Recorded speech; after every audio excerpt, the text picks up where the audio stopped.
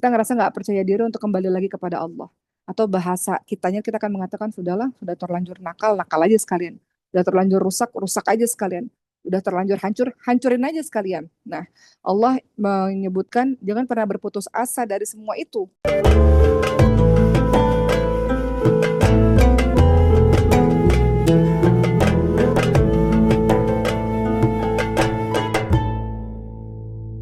Hari ini kita langsung masuk tema aja. Tema kita tentang perjalanan ruh. Temanya agak berbeda hari ini tentang perjalanan ruh. Seperti yang teman-teman tahu secara garis besar, perjalanan ruh kita manusia ini itu dimulai dari alam ruh. Kemudian ada alam rahim ya, kita bilangnya rahim atau sebentar ya.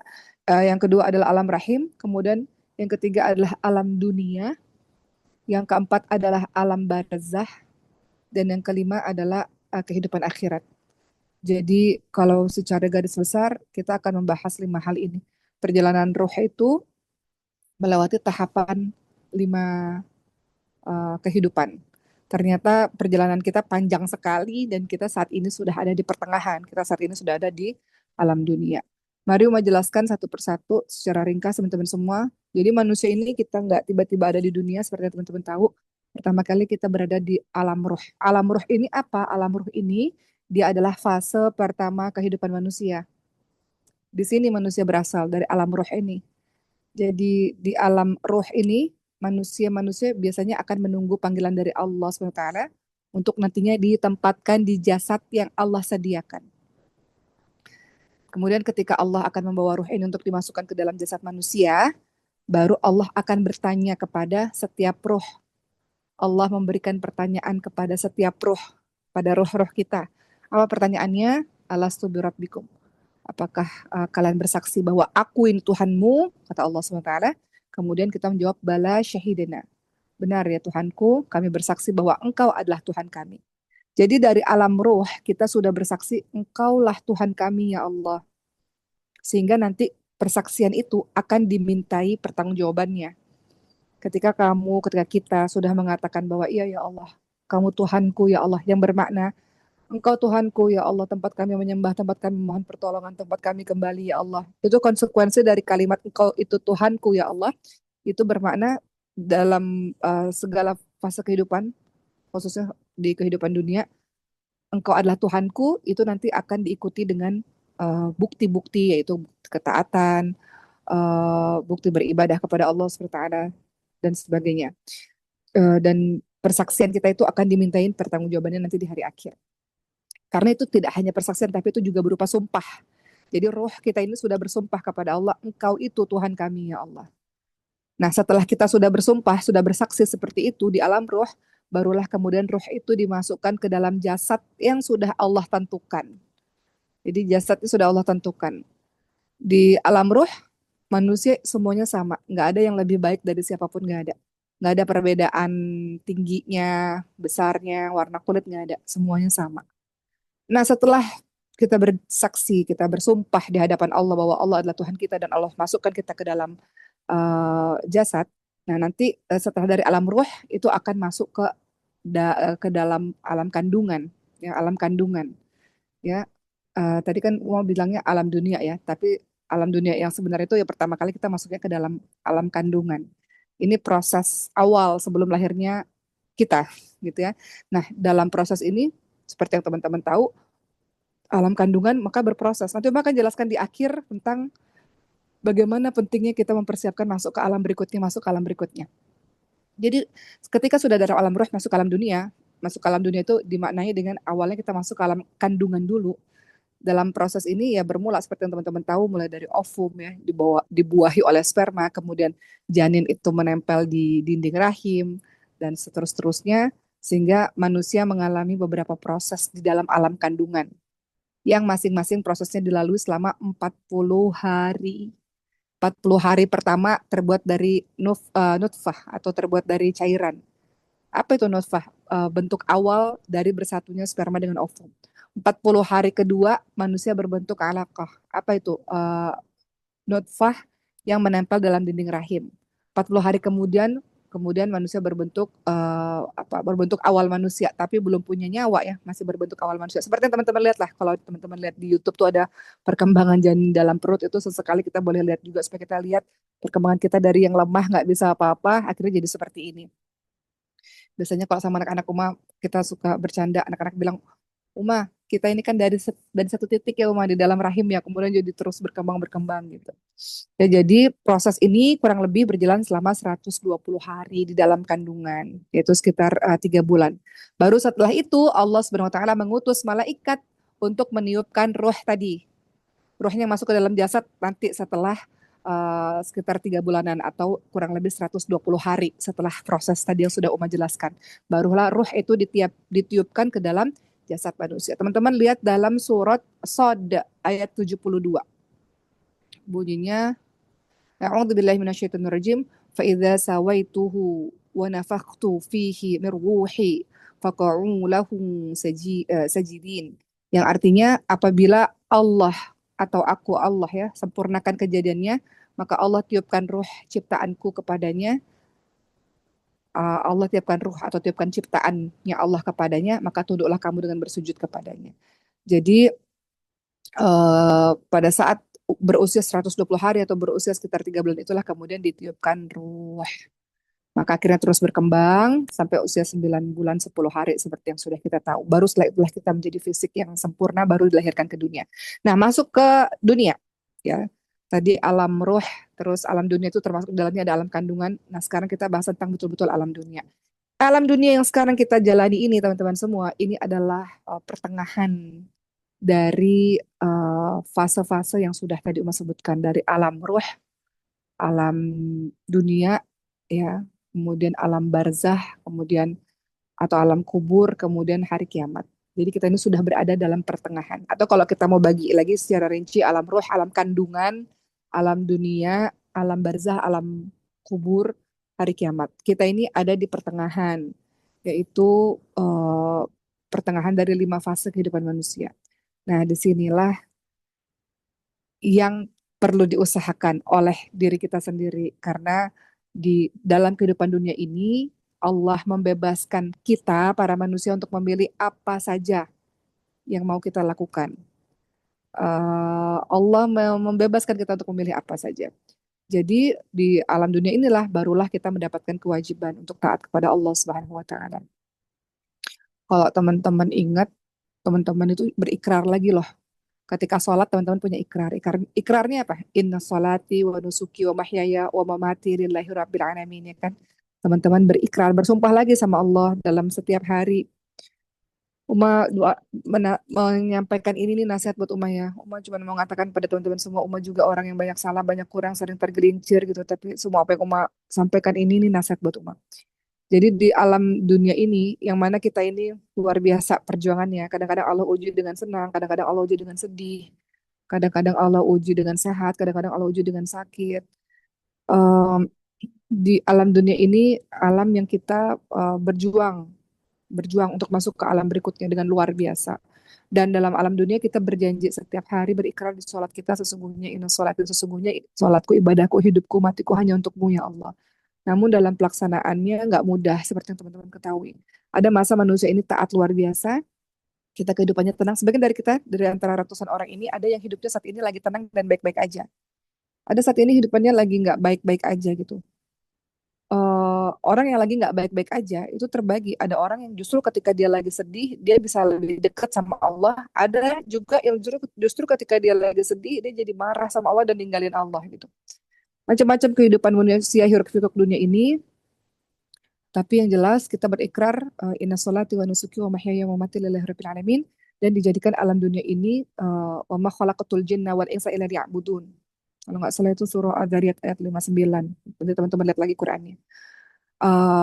Dan tidaklah aku menciptakan jin dan manusia kecuali untuk beribadah kepadaku. Jadi di alam dunia ini ibadah jangan diartikan sempit teman-teman semua. Ibadah bukan hanya sekedar sholat, puasa, mengaji, nggak begitu. Tapi apa-apa yang ketika kita lakukan Allah ridha itu adalah ibadah. Misalnya, maka sebelum kita melakukan aktivitas apapun, berhenti sejenak dan berpikir Allah ridha nggak? Ini bagian dari ibadah nggak? Gitu. Jadi kalau ini nasihat buat Umar, sebelum kita bicara, berhenti sejenak dan berpikir, Allah ridho nggak ya kalau saya ngomong kayak gini gitu? Allah kira-kira senang nggak ya kalau saya ngomong begini? Allah kalau saya buat begini Allah senang nggak ya? Kalau saya ambil keputusan ini Allah senang nggak ya? Gitu. Itu juga bagian dari ibadah kepada Allah Subhanahu Wa Taala. Setiap aktivitas kehidupan kita ini adalah ibadah. Tidur itu akan jadi ibadah tergantung niatnya. Kalau niatnya adalah tidur untuk badan kuat supaya besok bisa ngafalin Quran lagi, bisa kerja, mencari nafkah lagi, bisa nuntut ilmu lagi. Tidurnya, sepanjang tidurnya bagian dari ibadah. Semuanya dari niat. Contoh, mandi itu bisa jadi ibadah ya jika ada niatnya untuk mensucikan akan jadi suci atau jadi mandi biasa aja tergantung niat gitu. Jadi segala sesuatunya kembali kepada niat. Ketika kita melakukan sesuatu niatnya adalah untuk mencari ridhonya Allah atau untuk membuat Allah senang, maka itu bagian dari ibadah kepada Allah SWT. Jadi dalam kehidupan dunia ini um, seperti yang sudah kita bahas di pertemuan-pertemuan sebelumnya, manusia-manusia tergelincir. Tapi semua manusia pasti tergelincir. Semua Bani Adam itu berbuat dosa. Kalau nggak berbuat dosa, maka Allah akan ciptakan makhluk lain yang berbuat dosa. Emang fitrahnya manusia itu berbuat dosa. Tapi bukan masalah dosanya. Setelah dosa itu dia ngapain? Itu yang paling penting. Seperti surah, Oma lupa surahnya tapi bunyinya apa ya? Uma lupa ayatnya tapi bunyinya adalah wahai orang-orang yang telah melampaui batas. Ya ayyuhalladzina, kalau ada yang ingat ayatnya tolong dikasih tahu ke Uma ya. Wahai orang-orang yang telah melampaui batas, jangan berputus asa dari rahmat Allah karena Allah mengampuni semua dosa, Allah Maha Pengampun, Allah Maha Penyayang. Kita cari dulu ayatnya biar teman-teman nanti bisa bisa ini. Sebentar. Ada yang tahu ayatnya? قل Ini يا ayat أيها الذين أسرفوا على kul أنفسهم. Naam. Itu ayat berapa Ustaz Rian? Qul ya ayyuhalladzina asrafu ala anfusihim la taqnatu min rahmatillah innallaha yaghfiru dzunuba jami'a innahu huwal ghafurur rahim. Ada yang tahu itu ayat berapa? Nanti dikasih tahu di forum chat supaya teman-teman nanti bisa bisa lihat lagi di forum chatnya. Jadi dari ayat itu, kenapa disebutkan ayat ini? Karena sebenarnya banyak sekali dari kita yang merasa putus asa. Apa arti dari ayat ini? Wahai orang-orang yang telah melampaui batas, jangan berputus asa dari rahmat Allah. Allah mengampuni semua dosa, Allah Maha Pengampun, Allah Maha Penyayang. Karena kita ini manusia. Kadang-kadang kalau kita udah buat dosa atau berbuat terlalu jauh, teman-teman semua, kita ngerasa nggak percaya diri gitu. Kita ngerasa nggak percaya diri untuk kembali lagi kepada Allah. Atau bahasa kitanya kita akan mengatakan, sudahlah, sudah terlanjur nakal, nakal aja sekalian. Sudah terlanjur rusak, rusak aja sekalian. Udah terlanjur hancur, hancurin aja sekalian. Nah, Allah menyebutkan jangan pernah berputus asa dari semua itu. Jangan pernah berputus asa dari kasih sayangnya Allah. Allah mengampuni semua apa-apa yang telah engkau lakukan. Allah Maha Pengampun, Allah Maha Penyayang. Jadi dalam kehidupan dunia ini kita struggle teman-teman semua. Untuk jadi orang taat itu nggak mudah. Kita struggle dalam dalam dalam menjalankan ketaatan kita tiap hari. Untuk bisa istiqomah bersama dengan Quran ini seperti teman-teman itu nggak mudah. Bahkan teman-teman berada dalam lingkungan Quran itu nggak mudah. Kadang-kadang hati kita lagi rapuh, hati kita lagi nggak baik-baik aja. Kadang-kadang uh, hawa nafsu yang diturutkan dan sebagainya itu nggak mudah. Jadi alam dunia ini alam yang penuh dengan perjuangan, ya. Alam yang penuh dengan perjuangan. Kemudian alam berikutnya kita masuk ke alam barzah. Tadi mau bilangnya alam barzah, kemudian alam akhirat. Alam barzah itu apa sih? Setelah di dunia yang sudah hiruk pikuk ini, dengan kesedihan, dengan air mata, dengan kebahagiaan, dengan berbagai macam cerita di dalamnya. Setelah itu ujung-ujungnya semuanya nanti akan kembali ke alam barzah. Alam barzah itu apa? Alam kubur. Ya, alam di mana manusia ditempatkan oleh Allah Subhanahu wa taala setelah mereka meninggal dunia. Di alam inilah kemudian manusia akan menunggu hadirnya hari kiamat yang kemudian nanti akan ditentukan kedudukan mereka di alam akhirat. Jadi di dalam kubur itu ya nanti mereka mulai akan merasakan, teman-teman pernah dengar kan, uh, alam kubur itu ada nikmat kubur, ada siksa kubur. Tergantung tergantung apa yang sudah dilakukan selama di dunia. Dan di alam kubur, gambaran secara sedikitnya adalah ada yang namanya malaikat penjaga kubur. Siapa malaikat penjaga kubur? Ada munkar dan ada nakir. Malaikat penjaga kubur ini nanti akan bertanya beberapa soal kepada manusia tentang keimanannya kepada Allah Subhanahu wa taala, keimanannya kepada Rasul, gimana dulu dia menjalankan kehidupan di dunia. Dan pertanyaan ini nggak bisa dijawab dengan akal pikiran teman-teman semua. Karena pertanyaan ini itu hanya bisa dijawab oleh orang-orang Ya, tergantung. Ketika dia patuh kepada Allah, dia bisa jawab. Ketika dia nggak patuh sama Allah, dia nggak bisa jawab. Gitu. Jadi bukan bukan pertanyaan yang bisa jawab dengan akal pikiran. Itu di alam barzah. Nanti kita akan bahas lebih lanjut alam barzah, tapi mau bahas dulu secara keseluruhan. Setelah nanti di alam barzah, ini alam yang ditakutin oleh semua orang, khususnya Sayyidina Utsman bin Affan. Ada satu kisah di mana beliau datang ke satu kubur, kemudian beliau nangis sangat keras. Kemudian para sahabat-sahabat bertanya, kenapa Sayyidina Utsman, kau menangis sangat keras seperti ini? Kata Sayyidina Utsman, ini adalah tempat pertama kali nih di alam kubur ini yang nanti akan menentukan kehidupan berikutnya, maksudnya kehidupan di alam akhirat. Kalau di alam ini, di alam kubur ini baik, selamat, kehidupannya selamat. Tapi kalau di alam kubur ini nggak selamat, nanti kehidupannya jauh lebih susah. Makanya Sayyidina Utsman sangat ketakutan dan ketika berada di kubur, ya di kuburan gitu ya, berziarah kubur, maka beliau menangis terseduh-seduh yang membuat para sahabat-sahabat terkejut dengan tangisan Sayyidina Utsman karena Sayyidina Utsman sangat takut dengan alam kubur. Alam kubur ini nggak bisa didengar oleh manusia, tapi jeritannya itu didengar oleh Nabi Muhammad SAW. Seperti dikisahkan Nabi Muhammad SAW pernah mendengar siksa kubur, ya. Orang yang menjerit-jerit yang dihukum di dalam kubur. Jadi di dalam kubur sudah ada siksaannya teman-teman semua. Kenapa? Ada dua perbuatan yang dilakukan oleh orang yang didengar oleh Nabi Muhammad SAW. Pertama adalah dia tidak bersuci atau tidak membersihkan diri setelah buang hajat, gitu ya. Kemudian yang kedua dia namimah atau adu domba. Adu domba ini dosa lisan. Dosa lisan ini banyak sekali bahayanya. Salah satunya adu domba. Bagaimana membuat satu orang bermusuhan dengan orang yang lain, gimana menyebarkan berita-berita bohong sehingga satu orang membenci orang yang lain, itu mendapatkan siksa kubur yang sangat dahsyat yang didengar suaranya oleh Nabi Muhammad SAW ketika itu. Masuk berikutnya teman-teman semua, alam berikutnya adalah alam akhirat. Inilah pemberhentian terakhir dari perjalanan panjang kehidupan manusia. Pada alam akhirat ini, kemudian nanti manusia akan diaudit seluruhnya, ya, seluruh amal kebaikannya, seluruh amal keburukannya diaudit, dihitung, diperiksa. Nah, nanti hasil timbangannya ini kemudian akan menentukan tempatnya di akhirat. Gitu. Nah, saat ini teman-teman semua, setelah teman-teman tahu mengenai berbagai macam alam-alam tadi, teman-teman lihat dalam surah Al-Mu'min ayat 11, ini sebagai penguat saja bahwa penjelasan mengenai alam-alam yang akan dan sudah kita jalani ini. Ada kalimat di sini teman-teman semua. Teman-teman lihat ada kalimat A'udzubillahi minasyaitonirrajim dalam surah Al-Mu'min ayat 11. Qalu Rabbana amattana thnataini, ya, kemudian wa ahyaitana thnataini fa'tarafna bidunubina fahal ila khurujim min sabil. Dalam surah Al-Mu'min ayat ke-11 ini menginformasikan bahwa alam-alam tadi itu pasti kita akan jalani.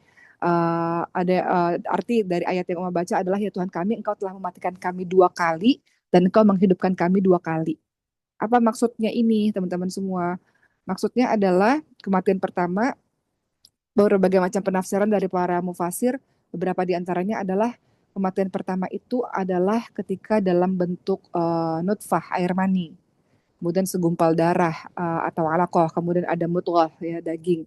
Kemudian selanjutnya adalah dihidupkan dalam rahim.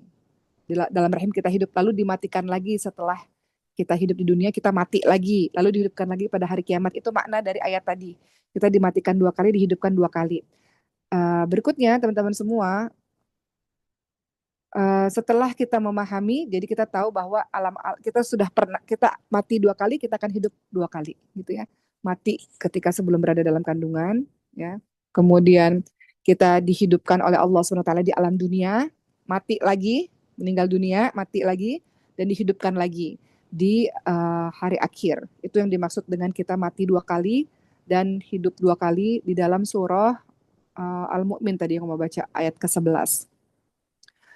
Begitu ya teman-teman semua. Jadi setelah kita tahu ternyata banyak hal yang akan kita jalani, maka pertanyaannya kalau begitu sekarang kita di pertengahan eh, pertengahan alam ini, pertengahan kehidupan kita, maka apa yang kita bisa lakukan? Apa yang kita bisa lakukan? Kalau kita tahu kullu nafsin dha'iqatul maut, setiap yang bernyawa akan mati. Kita akan mengalami kematian yang kedua nanti. nggak tahu kapan waktunya. Kematian kan nggak mesti berusia tua gitu ya. Kematian bisa terjadi kapanpun. Di Mesir, Rumah sekarang tinggal di Mesir, itu kecelakaan sering sekali terjadi hampir tiap hari dan orang mati di jalan itu eh, banyak gitu. Jadi kematian bisa kapanpun. Sekarang pertanyaannya, setelah kita sudah tahu perjalanan ruh yang sangat panjang itu, dan kita tahu kullu nafsin dha'iqatul maut, setiap yang beriman akan mati, maka kemudian apa yang kita bisa lakukan? Seperti yang teman-teman tahu, umahnya sekedar mengingatkan kembali untuk di rumah dan kita semua. Rasulullah SAW mengingatkan ada 5 perkara sebelum 5 perkara. Waktu muda sebelum datang waktu tua. Waktu muda nih teman-teman semua. Waktu muda ini ngapain aja? Waktu muda ini waktu golden age ya, waktu usia emas. Ibadah paling sempurna, menuntut ilmu paling sempurna, bekerja paling sempurna, semuanya ada di masa muda. Jadi nanti Allah akan tanya, ya, maksudnya nanti akan Allah meminta kita, Rasulullah SAW mengingatkan kita untuk memanfaatkan 5 perkara sebelum 5 perkara. Yang pertama adalah waktu muda. Waktu muda ini menentukan nanti di masa tuamu seperti apa, gitu ya. Kemudian yang kedua adalah waktu sehatmu sebelum waktu sakitmu.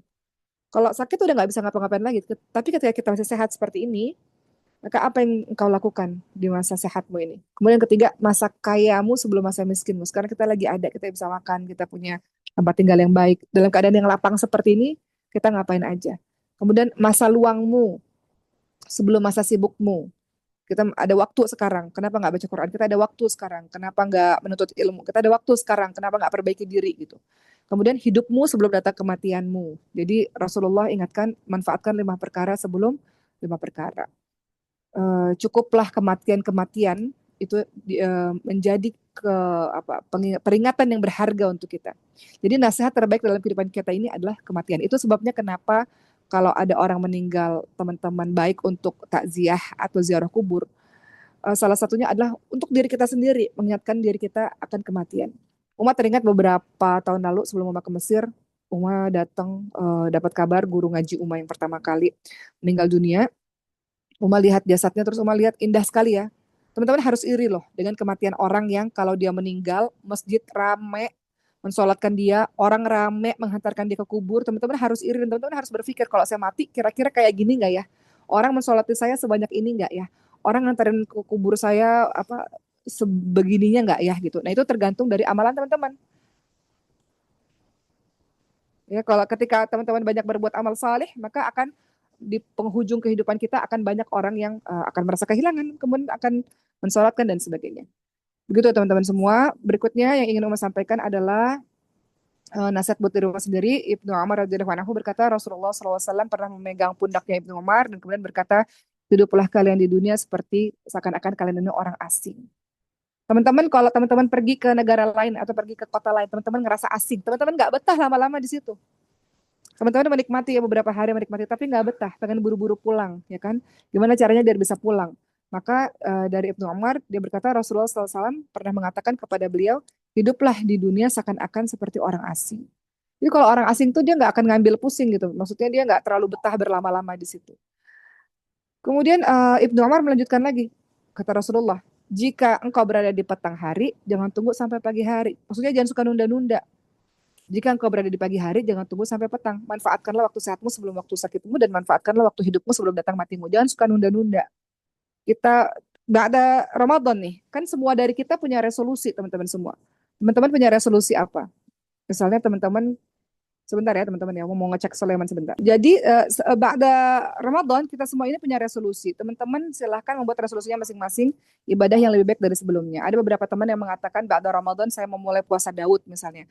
Ada yang ba'da Ramadan saya memulai tahajud setiap hari, ada yang mulai ba'da Ramadan. Jadi ada amalan yang uh, pada akhirnya dia tambahkan dan berbeda dibandingkan dengan sebelum-sebelumnya. Kalau ada yang nanya bagaimana apa ciri-ciri Ramadan kita diterima oleh Allah SWT, ciri-cirinya adalah bahwa kita continue dengan amalan-amalan itu seperti yang sudah kita bahas di pekan-pekan berikut sebelumnya.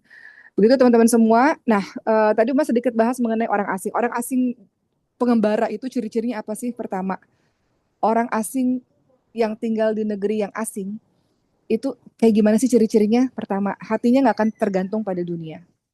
Hatinya nggak akan tergantung. Kita teman-teman berasal dari kampung, teman-teman pergi ke satu negara, satu negeri, hati teman-teman nggak bergantung ke kota itu gitu ya. Ya. Berikutnya teman-teman semua, mukim di dunia hanya untuk menyiapkan bekal menuju ke kampung akhirat. Jadi teman-teman tinggal di dunia ini, Uma sempat cerita sama teman-teman beberapa pekan yang lalu, Uma datang, itu orang yang paling Uma cemburu dalam kehidupan Uma. Yang tadi Uma, yang kemarin Uma pernah cerita sama teman-teman semua, bapak tua, dia nggak dikasih anak sama Allah Subhanahu Wa Taala, mungkin umurnya 70 sampai 80 tahun, tapi hidupnya digunakan untuk mengabdi keseluruhannya di jalan Allah Subhanahu Wa Taala. Beliau memberikan harta, ilmu, tenaga, waktunya untuk mengurusi umat. Beliau punya satu gedung mungkin 9 lantai yang isinya lantai paling bawah memberikan makanan untuk ribuan orang setiap harinya, isinya kedua untuk anak-anak yang kanker, pengungsi Gaza, kemudian orang-orang yang tuli, yang bisu, kemudian mereka bisa mereka menghafalkan Quran. Hidupnya setiap hari berinteraksi sama mereka. Beliau kerja sebagai seorang pembisnis dan membiayai semuanya. Jadi dari semua orang, Uma sangat iri dengan beliau. Artinya apa? Beliau betul-betul menyiapkan dunianya ini untuk menjadi bekal menuju ke kampung akhirat. Jadi kita teman-teman, mungkin kita belum bisa sama seperti beliau. Mungkin secara ekonomi kita belum bisa, secara ilmu belum bisa. Lakukan apa yang teman-teman bisa sebagai khairunas anfa'uhum linnas. Sebaik-baik orang-orang yang bermanfaat untuk orang lain. Dengan apapun, dengan ilmu, dengan tenaga. Di Mesir ini atau di Indonesia juga pasti banyak anak-anak mahasiswa nggak punya uang banyak gitu. Secara keilmuan ada ilmu tapi belum belum ilmu yang tinggi tentu saja. Apa yang mereka lakukan? Salah satunya gitu ya, kadang-kadang mengajar juga. Apa yang dilakukan? Banyak yang jadi volunteers, sukarela, relawan ya, relawan gitu, membantu para pengungsi-pengungsi Palestina yang ada di Mesir ini misalnya. Jadi apapun lakukan karena mukim di dunia, tinggal di dunia untuk menyiapkan bekal menuju ke kampung akhirat. Orang yang asing tinggal di negeri yang asing itu apa? Mereka nggak pernah bersaing, teman-teman, ini penting banget. Mereka nggak pernah bersaing di antara orang-orang asing tadi. Siapa orang asing tadi? Para penggila dunia. Nggak bersaing dengan itu. Jadi orang-orang yang merasa dirinya pengembara nggak akan pernah bersaing dengan orang-orang asing ya. Dan kemudian nggak pernah gelisah. Nggak pernah gelisah ketika ada yang mendapatkan dunia. Nggak ada iri, hasad, dengki ketika ngeliat orang. Wah, nggak ada. Itulah jiwa pengembara, jiwa orang-orang asing. Maka Hasan Al-Basri mengatakan seorang mukmin di dunia seperti orang asing. Nggak pernah gelisah terhadap orang yang mendapatkan dunia. Nggak pernah saling berlomba dengan para penggila dunia. Penggila dunia punya urusannya sendiri, dan orang asing pun punya urusannya sendiri. Kalau Uma boleh cerita sama teman-teman semua di kampus Uma, karena kebetulan Uma kuliahnya di Azhar, jadi Uma banyak cerita karena ini yang Uma paham. Di Azhar itu ada Grand Sheikh namanya, kayak rektornya lah, petingginya gitu. Beliau ini orang yang dikenali oleh seluruh dunia, ulama yang sangat dihormati. Tapi apa cita-cita beliau? Cita-cita beliau adalah nanti kalau udah selesai dari bertugas, saya mau pulang ke kampung, mau jadi guru ngaji, membersamai anak-anak untuk menghafalkan Al-Quran. Itu cita-cita beliau. Jadi kehidupan beliau, kata beliau, maunya kayak gitu, hidup tenang bersama dengan Quran. Gitu. Begitulah teman-teman, itulah ciri-ciri dari sang pengembara ya yang di dunia ini, yang kemudian paham bahwa kita berada dalam pertengahan, setelah ini akan mati, setelah ini masuk alam kubur, setelah itu masuk ke dalam akhirat, akhirat pun masih panjang, masih ada padang mahsyar, yaumul hisab, yaumul mizan, sirat, sampai surga dan neraka. Maka kita sekarang yang masih berada di dunia ini, maka menjadilah seorang pengembara itu. Karena kalau nggak jadi seorang pengembara, kita akan merasa bahwa apapun kita lakukan untuk mendapatkan dunia ini. Apapun kita lakukan untuk mendapatkan uang, apapun kita lakukan untuk mendapatkan popularitas, apapun kita lakukan untuk mendapatkan jabatan, itu dari para penggila dunia. Ini nasihat buat umat dan nasihat untuk kita semua, teman-teman semua. Ya, ada satu kisah yang mungkin Uma bisa cerita sama teman-teman semua dari seorang ulama di zaman dulu ya. Ulama ini pernah bertanya pada seseorang, kamu umurnya berapa? Sudah berapa tahun kamu lewati kehidupan ini? Oh, umurku 60 tahun, kata orang tersebut. Kemudian sang ulama ini tanya, selama 60 tahun engkau sedang berjalan menuju kepada Tuhanmu, dan sebentar lagi engkau akan sampai. Kemudian orang ini menjawab, segala sesuatu milik Allah dan akan kembali kepada Allah. Kemudian ulama ini bertanya lagi, kau paham tidak dengan kalimat yang engkau katakan itu? Innalillahi wa inna ilaihi raji'un, ya. Semuanya dari Allah, kembali lagi kepada Allah. Paham nggak dengan kalimat yang dibacakan itu? Kemudian ulama ini mengatakan, tahu nggak makna yang kau selalu katakan ini? Aku tuh dari Allah dan kembali kepada Allah. Maknanya adalah, sesungguhnya, kata sang ulama, kita ini adalah hamba Allah dan akan kembali kepada Allah Subhanahu wa taala. Siapa saja para manusia mengetahui bahwa Allah Subhanahu wa taala itu memiliki hamba dan akan kembali kepadanya, maka manusia itu pasti paham bahwa kehidupan ini akan berakhir. Kalau kita tahu kehidupan akan berakhir, tentu kita tahu bahwa kita akan ditanya. Dan kalau kita tahu bahwa kita akan ditanya, tentu kita akan mempersiapkan jawaban-jawaban dari pertanyaan yang ada, pertanyaan yang akan ditanyakan nanti. Itu jadi maksudnya apa? Mempersiapkan pertanyaan nanti di hari akhir Allah akan nanya macam-macam. Jadi persiapkan. Allah akan tanya, kamu melakukan ini di sini, kamu melakukan itu di situ, kenapa kamu melakukan ini, kenapa dan sebagainya. Jadi persiapkan jawaban-jawaban itu. Maka sang ulama melanjutkan lagi, hendaklah kamu beramal baik di sisa usiamu. Sekarang ini setiap kali teman-teman ulang tahun bukan bertambah usia tapi berkurangnya usia. Hendaklah beramal baik di sisa-sisa usiamu, maka dengan begitu Allah akan mengampuni kesalahan-kesalahanmu yang telah ada, yang terdahulu, yang telah kau bangun, yang telah kau buat. Maka nasihat buat Umar dan kita semua, teman-teman semua, uh, Ibnu Umar memberikan nasihat, ya, jangan berpanjang angan-angan, ya, jangan panjang angan-angannya. Maksudnya apa? Jangan suka nunda-nunda kebaikan. Sekarang kalau teman-teman punya kebaikan, bersegera dalam perbuatan kebaikan itu.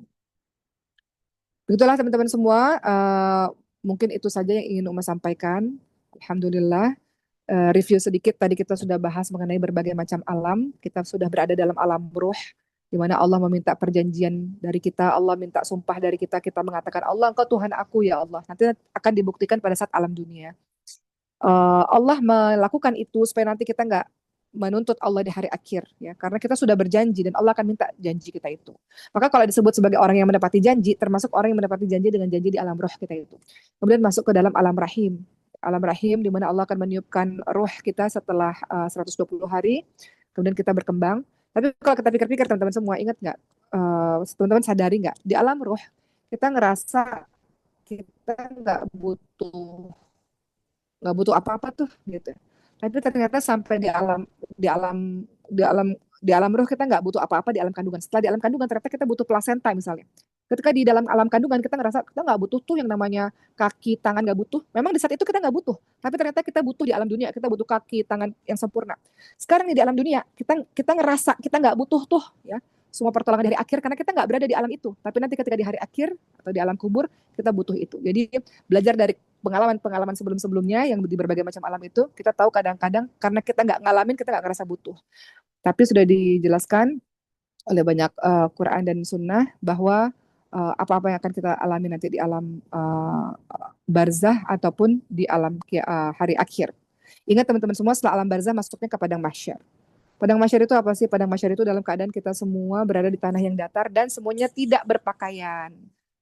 Kemudian ada yang nanya, sibuk kita nggak dengan aurat yang lain-lain? Nggak ada waktu untuk sibuk dengan aurat yang lain-lain. Karena semuanya fokus untuk menanti apa yang akan Allah berikan kepada kita gitu. Balasan Allah itu apa? Gitu. Jadi kita dalam keadaan yang nggak berpakaian, kemudian matahari diletakkan di atas kepala kita ditenggelamkan dengan keringat kita masing-masing sesuai dengan dosa teman-teman atau dosa kita. Dan kemudian kita mencari pertolongan ke berbagai macam nabi. Nggak ada yang nabi yang tolong kecuali Nabi Muhammad SAW yang kemudian memberikan air minum dari telaga Kautsar. Siapa yang minum dari telaga Kautsar itu maka tidak akan haus selama-lamanya. Jadi di padang mahsyar barulah dari situ nanti masuk ke rangkaian perjalanan berikutnya. Begitu teman-teman semua, mudah-mudahan secara global hari ini sudah mendapat gambarannya. Insya Allah kita ketemu lagi di hari Jumat depan dengan tema-tema yang berbeda. Dan insya Allah sebelum Uma nanti akan ada ceramah dari ustadz-ustadz kita, teman-teman kita yang saat ini sedang menempuh studinya di Mesir maupun di Jordan. Minggu depan insya Allah ada teman-teman kita, guru-guru kita, karena kita live dari Jordan, dari Mesir, dari Indonesia. Minggu depan sebelum Uma akan ada yang ceramah lagi dengan tema-tema berbeda. Selamat Hari Lebaran walaupun terlambat mengucapkannya, dan selamat beraktivitas lagi teman-teman semua, dan fokus lagi untuk menjalankan berbagai macam kegiatan. Insya Allah minggu depan kita bahas tema yang lain.